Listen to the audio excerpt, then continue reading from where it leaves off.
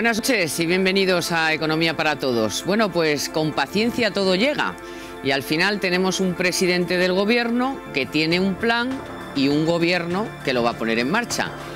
Hace apenas media hora que Mariano Rajoy anunciaba así su gobierno. Este será el siguiente. Ministro de Asuntos Exteriores y de Cooperación, don José Manuel García Margallo. Ministro de Justicia, don Alberto Ruiz Gallardón. Ministro de Defensa, don Pedro Morenés. Ministro de Hacienda y Administraciones Públicas, don Cristóbal Montoro. Ministro del Interior, don Jorge Fernández Díaz. Ministra de Fomento, doña Ana Pastor. Ministro de Educación, Cultura y Deporte, don José Ignacio Ver. Ministro de Empleo y Seguridad Social, doña Fátima Báñez. Ministro de Industria, Energía y Turismo, don José Manuel Soria. Ministro de Agricultura, Alimentación y Medio Ambiente, don Miguel Arias. Ministra de la Presidencia, doña Soraya Sáez de Santamaría. Ministro de Economía y Competitividad, don Luis de Guindos. Ministra de Sanidad, Servicios Sociales e Igualdad, doña Ana Mato. Vicepresidenta primera del Gobierno y ministra portavoz, doña Soraya Sáez de Santamaría. Muy buenas tardes a todos y muchas gracias por su asistencia a este acto.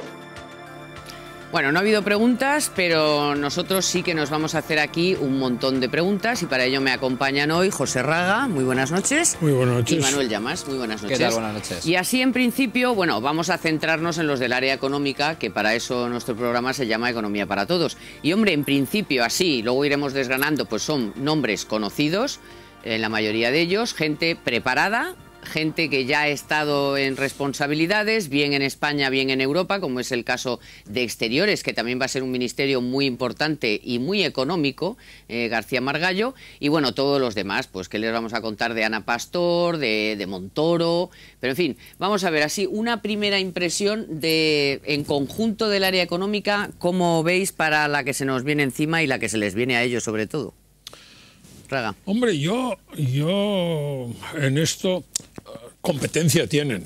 Es decir, nadie puede decir que son cuatro arribistas que han aparecido ahí como por arte de magia. O sea, competencia tienen. Y lo que es importante es que sean, primero, que tengan la confianza del presidente del gobierno y segundo, que sean capaces de trabajar coordinados, que no volvamos a tener el espectáculo que hemos tenido durante los últimos casi 8 años, donde si el ministro de Economía dice una cosa, el de Industria dice justo la contraria, el de Fomento pues se queda en la gasolinera, etcétera, etcétera, ¿no? Entonces, en ese sentido, yo doy mi voto de confianza. ¿Son los que yo habría elegido? No, pero yo tampoco soy el presidente del gobierno. O sea que eso de momento, vaya así, eso por delante, ¿no? ¿Y para ti, Manolo? Bueno, lo primero, yo creo que la primera valoración es que Rajoy sigue en su tónica de que es un presidente previsible. Es decir, no ha habido grandes sorpresas. Todos los nombres en el área económica que finalmente han sido seleccionados se han estado barajando durante las últimas semanas. El nombre de Luis de Guindos ha sonado muchísimo, al igual que el de Cristóbal Montoro, y finalmente los dos van a ocupar un cargo. Por lo tanto, es gente de plena confianza de Mariano Rajoy, ha colocado a parte de su equipo dentro de las áreas más importantes del gobierno, como es Economía y Hacienda, y también me parece, a primera vista, me parece inteligente el hecho de haber dividido pues, en lo que es el Ministerio de Economía por un lado, Ministerio de Hacienda y Administraciones Públicas por otro, porque básicamente son dos áreas totalmente distintas a la hora de aplicar las reformas que se van a efectuar este año.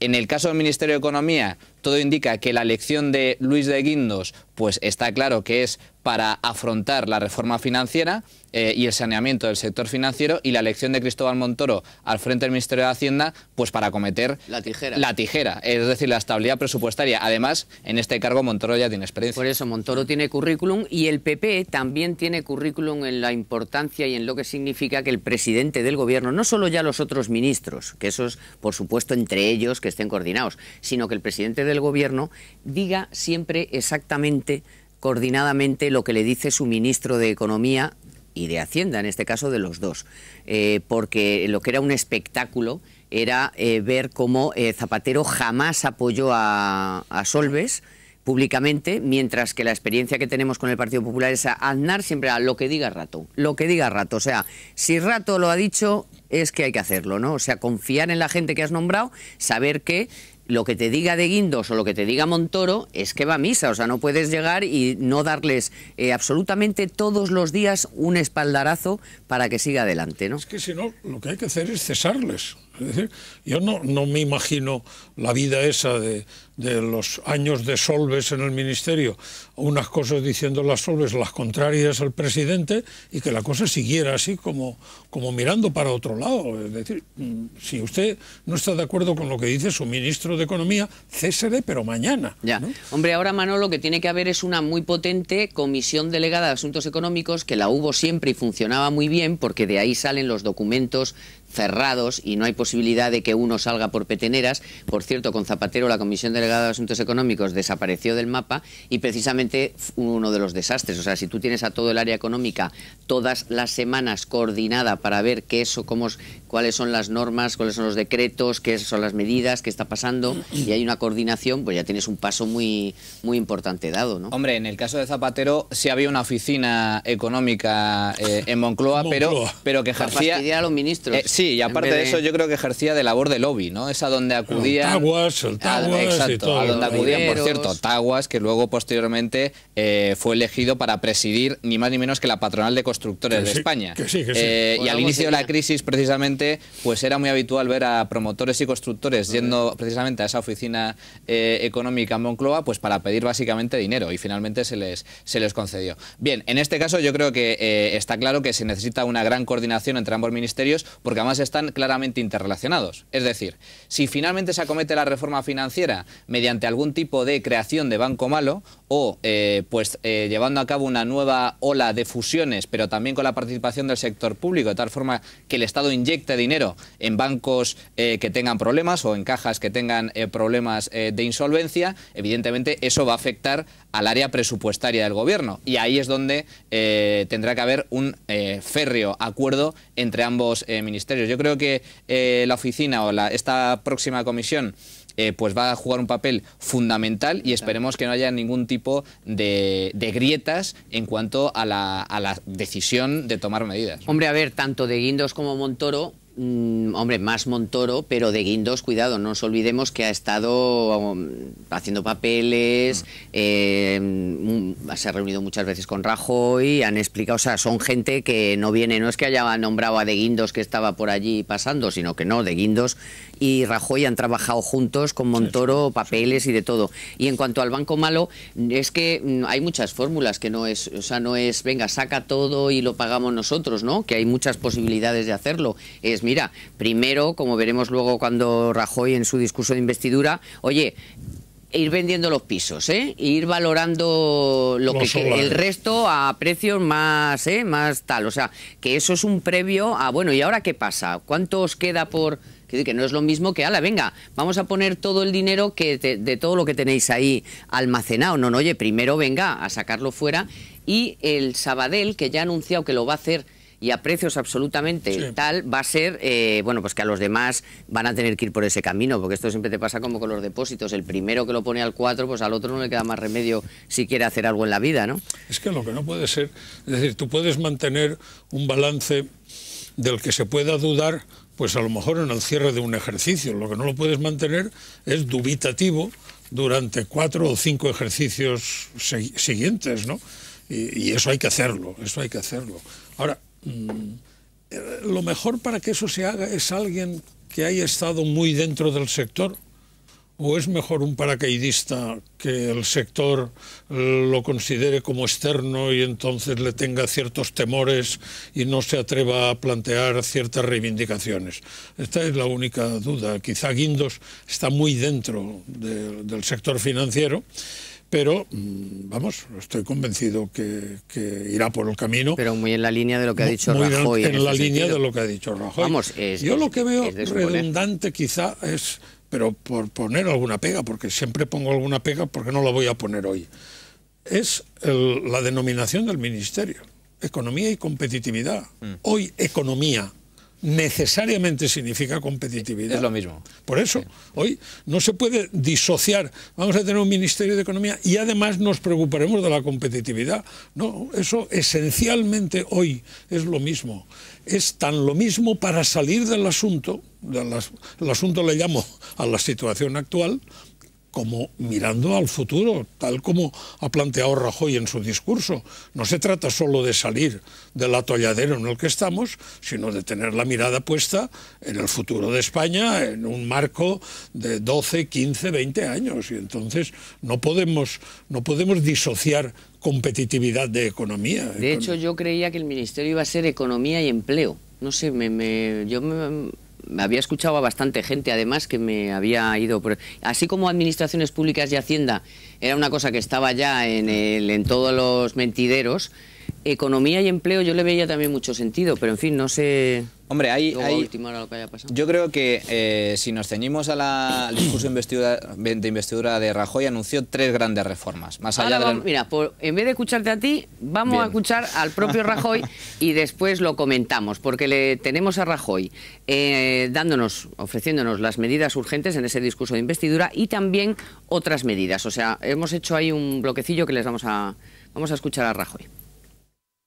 El Gobierno dará cumplimiento a uno de sus grandes compromisos electorales, la actualización del poder adquisitivo de las pensiones a partir del 1 de enero de 2002. Este sería, señorías, el único compromiso que me van a escuchar en el día de hoy. El único compromiso de aumento de gasto.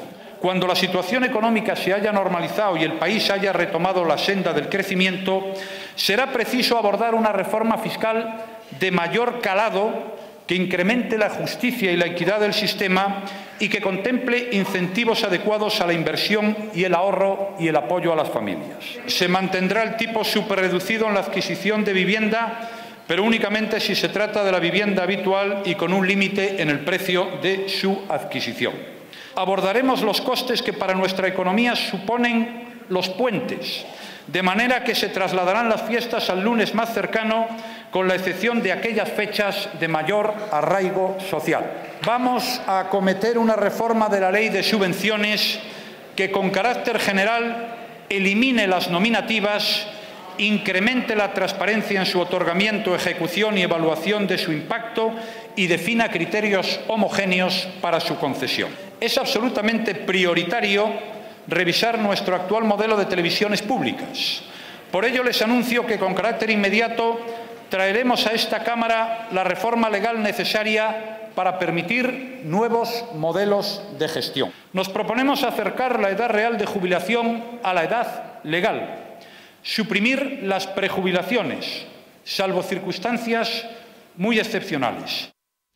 Bueno, pues tenemos gobierno y tenemos un plan para que ese gobierno lo lleve a cabo. Y tenéis, antes de irnos una pausita, 1 minuto cada uno para hacer un titular del plan de Rajoy. No, aparte de todas estas medidas, anunció 3 grandes reformas. La estabilidad presupuestaria, esta sería tarea encomendada a Cristóbal Montoro. Además, como con administraciones públicas, es el que va a repartir el dinero entre las comunidades autónomas, de ahí que sea tan importante. La reforma financiera, encargada a Luis de Guindos, que efectivamente pertenece al sector financiero y por lo tanto pues se conoce bien el sector. Y por último la reforma laboral, y en este caso de ahí creo yo que es la decisión de crear un ministerio aparte de empleo y seguridad social. No solo para acometer la reforma, sino también para quizás obtener réditos políticos en caso de que la situación de empleo mejore a medio o largo plazo. Si dentro de 1 año, 2 años o año y medio España consigue crear empleo, pues el Ministerio de Empleo va a ser relevante en ese ámbito. Y la seguridad social, que necesita una buena revisión, porque está, dando déficit ya, señor Raga. Profesor. Sí.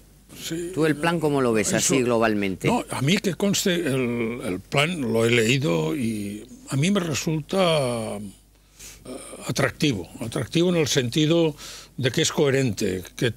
He oído críticas, bien verdad que sin fundamentación inmediata, que las creo fuera de lugar. porque yo creo que el plan de reformas es un plan omnicomprensivo, ordenado por importancia, circunscrito por sectores o por tipos de políticas concretas, y a mí personalmente me ha gustado.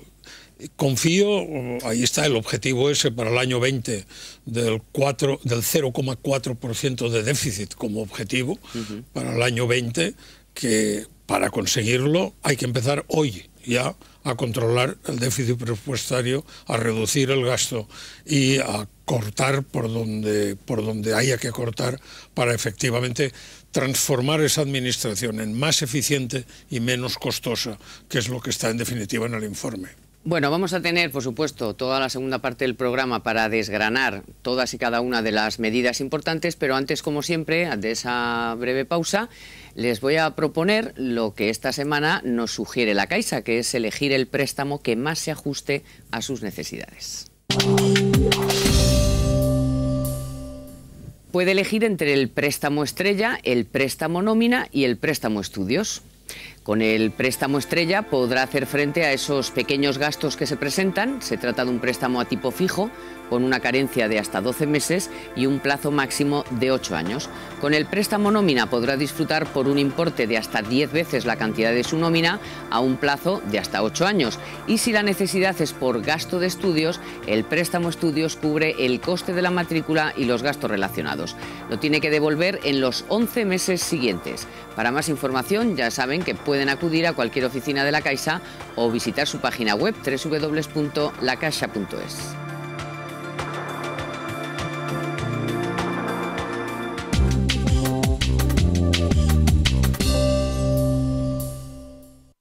Al contratar el plan de pensiones Plan Caixa 5 Flash, elige entre un depósito a un año a 5% TAE y esta cámara Olympus de última generación. Sonríe. La Caixa. ¿Hablamos? ¿Sabes qué significa siempre? Siempre es un sí que no acaba nunca. Sí al lado derecho de la cama, sí a tener gato en vez de perro, sí a coche en lugar de moto. Yo te doy mi sí, para siempre. A cambio de eso no te pido nada. Solo que estés conmigo. Movistar da un sí a sus clientes para siempre. Si ya tienes el ADSL y tu móvil con nosotros, ahora disfrutarás de tu ADSL por solo 24,9 € al mes para siempre. Apúntate ya en el 1004. Movistar. Compartida. La vida es más. El Estado registró hasta el mes de noviembre un déficit de 52.385 millones de euros en términos de contabilidad nacional, lo que equivale a un 4,84% del Producto Interior Bruto. Son datos del avance de ejecución presupuestaria publicados por el Ministerio de Economía y Hacienda. El saldo negativo acumulado por las cuentas estatales durante los 11 primeros meses del año es inferior en 2.674 millones de euros al registrado en el mismo periodo de 2010, lo que implica una reducción del 4,9%, en línea, por tanto, con las previsiones para cumplir con el objetivo de déficit. Bueno, les decía antes, y así ha sido, en 3 días hemos pasado de tener un desastre de gobierno en funciones y en activo, da igual, a en 3 días tener un presidente del gobierno, a tener un plan y a tener un gobierno que así... los primeros análisis, pues bueno, por lo menos en el área económica es bastante potente, también el Ministerio de Asuntos Exteriores con García Margallo, pero en fin, les queda mucha tarea por delante y ya les avanzábamos algunas de las cosas que Rajoy nos dijo en ese debate de investidura. Pero vamos a oír algo más, un pasito más, y así tenemos más motivos para hacer más comentarios y más análisis. Quiero decir que a mí también me hubiera gustado que se hubiera avanzado más en más Europa, por supuesto, y el señor presidente del Gobierno lo sabe. Es evidente que Europa se construye poco a poco. Por tanto, es muy importante para tomar decisiones y para elaborar unos presupuestos, que no es el marco de elaboración de los presupuestos el debate de hoy, saber tener una previsión de crecimiento y, sobre todo, conocer cuál es el déficit público de nuestras administraciones para este año. Mi intención es no subir los impuestos, porque creo que en un momento como este, y más a los pequeños y medianos empresarios o a las empresas, con las dificultades que está pasando, no me parece lo más razonable. Yo también le puedo decir que el ajuste monumental que se ha hecho en nuestro país se ha hecho a costa del empleo. Y eso ha sido fundamentalmente por la legislación laboral que tenemos en este momento. Por eso España perdió más puestos de trabajo que nadie a lo largo de esta crisis. Para que haya un estado de bienestar, como nos gustaría a todos que hubiera, es necesario que el Estado disponga de los mayores ingresos posibles. Cuanto más recaude el Estado, mejor será la sanidad, mejor será la educación y mejor será el sistema de pensiones. Bueno, ha habido algunas críticas, pues siempre tiene que haber algunas críticas, de algunos que han opinado estos días, a raíz de ese discurso de investidura de Mariano Rajoy, que bueno, que no se había mojado suficiente, que quizá ha dejado algunas cosas al albur para no mojarse, pero claro, también, y ahí lo hemos escuchado, fundamental, Mariano Rajoy, el Gobierno, no tiene las cifras reales de la ejecución presupuestaria del cierre del año. Hemos conocido los datos de noviembre, pero nos falta diciembre y todo lo que hemos visto en los boletines de este diciembre. O sea que cualquier parecido con la realidad puede ser, vamos, mero juego. Entonces, claro, ¿vosotros creéis que ha sido prudente o que se guarda alguna carta o que no le queda más remedio que esperar para conocer realmente los datos? Hombre, en cuanto al ajuste presupuestario, yo es que creo que no le queda más remedio. Es perfectamente razonable esperar a ver qué es lo que hay en los cajones, porque lo que está claro es que el déficit oficial muy posiblemente no se va a cumplir. Es decir, España este año tendría que cerrar con un déficit del 6% del PIB, aproximadamente unos 65.000 millones de euros, y sin embargo acabamos de conocer el cierre presupuestario, bueno, la ejecución presupuestaria hasta el mes de noviembre. El déficit solo del Estado, es decir, del Gobierno central, apenas bajó un 5% interanual. Apenas bajó un 5% interanual. Eso no es reducción. Y eso teniendo en cuenta que el problema del déficit ahora mismo no está en el Gobierno central, sino que está en las comunidades autónomas. El problema de las comunidades autónomas, tal y como hemos visto con los cambios de gobierno tras las elecciones regionales, es que el déficit que se vendía justo antes de las elecciones, luego se multiplicaba por 3 y por 4 una vez que se producía el cambio de gobierno y el nuevo ejecutivo del Partido Popular empezaba a desempolvar los cajones y sacaba las facturas que no se habían pagado. Por lo tanto, hoy por ejemplo, hemos conocido una estimación de Funcas y habla de que el déficit para este año se cerrará muy posiblemente cerca del 8%. Pues bien, si eso es así, el recorte que tendrá que llevar a cabo Rajoy solo para conseguir un déficit del 4,4 el año que viene será de 40.000 millones de euros. Eso es 3 veces más de lo que anunció el otro día. Y eso sin tener en cuenta que el año que viene muy posiblemente España vuelva a caer en la recesión económica, sin tener en cuenta, por lo tanto, la caída de la recaudación fiscal, el aumento de gasto público como consecuencia de la actualización de las pensiones. Es decir, que mucho cuidado porque el ajuste va a ser severo. Totalmente de acuerdo. Y lo vamos a ver además dentro de nada. Porque... Es que es verdad, es que hay que considerar que llevamos los 4 años, es decir, el segundo mandato del señor Zapatero, ha sido un mandato de desgobierno y desadministración. O sea, ha sido un absoluto caos. Un absoluto caos. Yo creo que ganaron las elecciones. Y al principio, las primeras elecciones no pensaban que las iban a ganar. Las segundas, lo que sí que estaban convencidos es que eran las últimas. Y que entonces dijo, ya no merece la pena hacer nada, y entonces vamos a echar a vivir de la demagogia, de la memoria histórica, de la igualdad, del Valle de los Caídos, de las 1000 filigranas estas de desgobierno, hasta el punto que nadie hoy puede decir al señor Rajoy, nuestro déficit es tanto. Nadie puede decirlo, pero se puede admitir que en el mes de diciembre, llegado el mes de diciembre, o si quieren llegado el 20 de noviembre, el presupuesto para el 2012 no se haya hecho nada de ese presupuesto del 2012. Cuando las elecciones se convocaron en julio. Por eso, pero ¿dónde está la responsabilidad de un gobierno que no se preocupa ni ganando ni sin ganar? Por eso digo que yo creo que desde que ganaron las elecciones están convencidos que eso ya nunca más se repetiría, ¿no?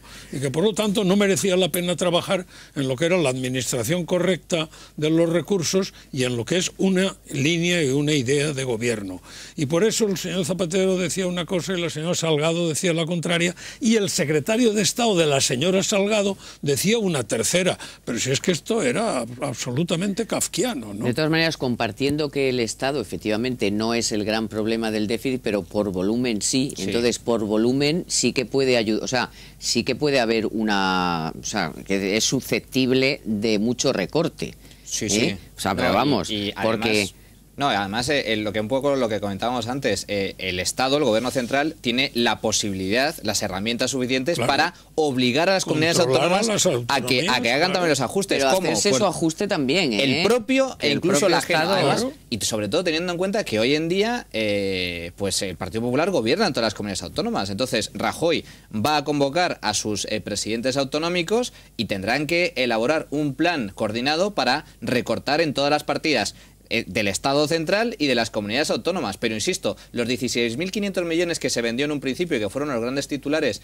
tras la investidura de Rajoy, eso es para empezar. Y de hecho el propio Rajoy lo advirtió. Dijo, siempre y cuando el déficit se cumpla, la previsión de déficit de Elena Salgado. En caso de que no se cumpla, se recortará más. ¿A cuánto puede suponer ese recorte? Pues lo hemos visto hoy con Funcas, 40.000 millones es una estimación, puede ser más, puede ser algo menos, habrá que esperar a ver a cuánto asciende, pero desde luego lo positivo desde mi punto de vista es que Rajoy en principio se ha comprometido a realizarlo, es decir, a recortar el gasto público y por lo tanto a conseguir el objetivo de déficit solo, única y exclusivamente por la vía del gasto, porque se ha comprometido también a no subir impuestos. Y una cosa muy importante es que ya en el tiempo que llevamos desde el 20 de mayo, elecciones autonómicas y municipales, pero sobre todo las autonómicas, todas las autonomías que se ganaron nuevas y las que repitieron, pues el caso de Madrid, por ejemplo, que es que no hay mes en el que no presente una batería de medidas que supongan un ahorro. Que sí.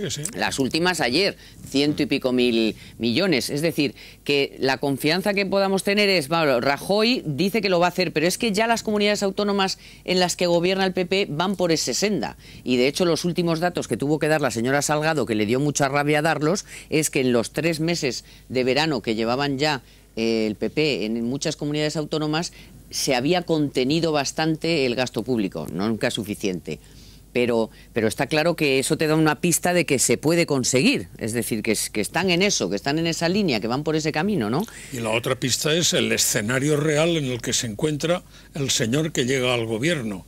Y ahí también tenemos ejemplos en las comunidades autónomas.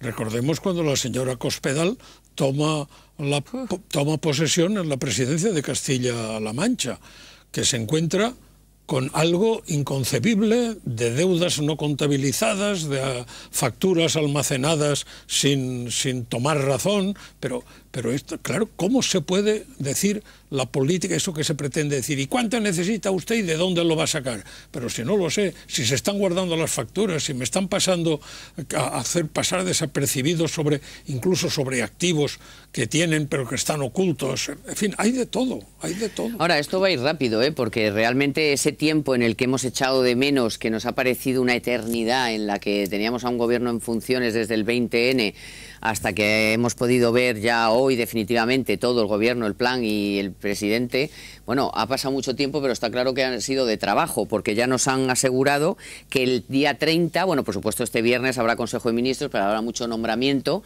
pero que ya el día 30 se aprueba un Real Decreto Ley de medidas urgentes en materia económica y presupuestaria, que en un mes está la Ley de Estabilidad Presupuestaria, el presupuesto con la actualización de las pensiones, como es un compromiso de Mariano Rajoy. En fin, en el primer trimestre, pero en el primer mes, pero en el primer trimestre prácticamente está toda la batería puesta encima de la mesa, todos los cañones. Es prácticamente se ha dado un plazo de 6 meses si incluimos la reforma financiera, que ha dicho que el plazo sería hasta junio. Bueno, me parece razonable, me parece que también es algo ambicioso, porque sería poner en marcha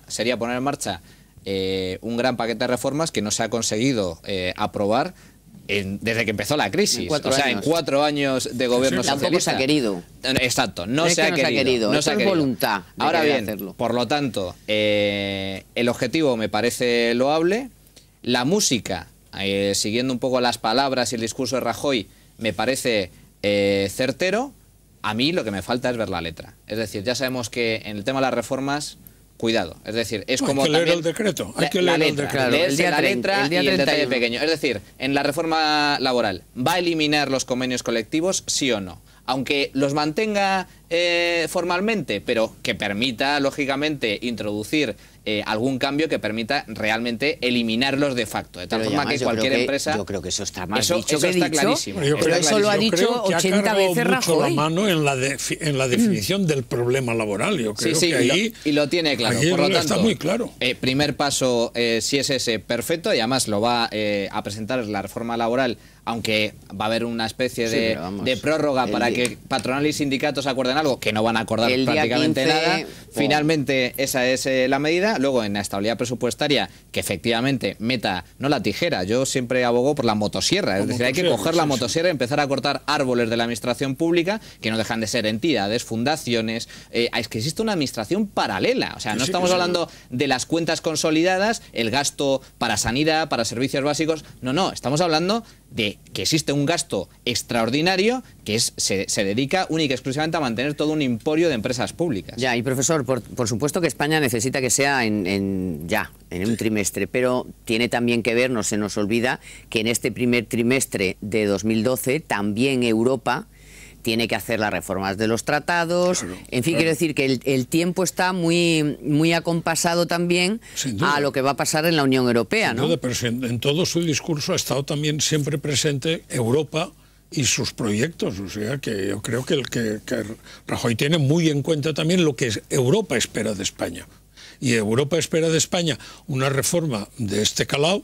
Y lo que es importante es que pronto se vea que esa reforma se pone en marcha. Bueno, hoy han anunciado que el próximo Consejo de Jefes de Estado y de Gobierno es el día 30 de enero. Claro. Es decir, que el 30 de enero ya puede llevar ahí Mariano Rajoy el presupuesto, la ley de estabilidad presupuestaria, el decreto de medidas urgentes, quizá hasta el borrador de la reforma laboral, porque si el día 15 de enero no hay acuerdo, se presenta, no sé si la ley o el decreto o qué será, pero vamos, pom. Anunciado está. Es decir, que el día 30 va a ir con las manos bastante llenas a ese Consejo de Jefes de Estado y de Gobierno. Eso es una forma de ganar credibilidad.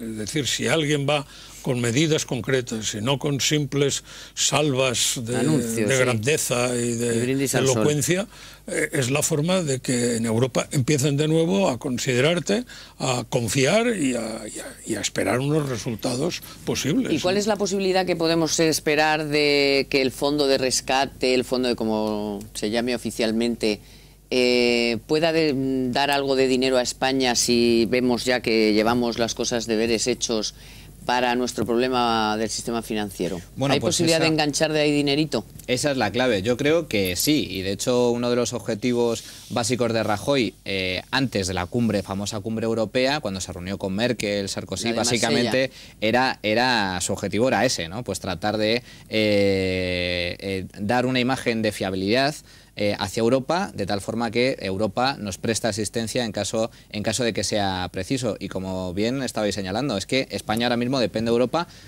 ¿Por qué? Pues básicamente porque el Banco Central Europeo nos compra deuda pública, para empezar, y porque el Banco Central Europeo acaba de aprobar una inyección brutal de líneas de liquidez a los que han acudido toda la banca española. O sea que, por supuesto que dependemos... 1%. Que ahora, al 1%. Cuéntanos algo más. O sea, eso, ¿por qué se lo ha tomado tan mal la bolsa? Y la prima de riesgo y todo. Bueno, en principio ha habido... la reacción fue positiva, como es lógico, tras el anuncio de esa inyección, cuando se aprobó hace unos días, y al mismo tiempo...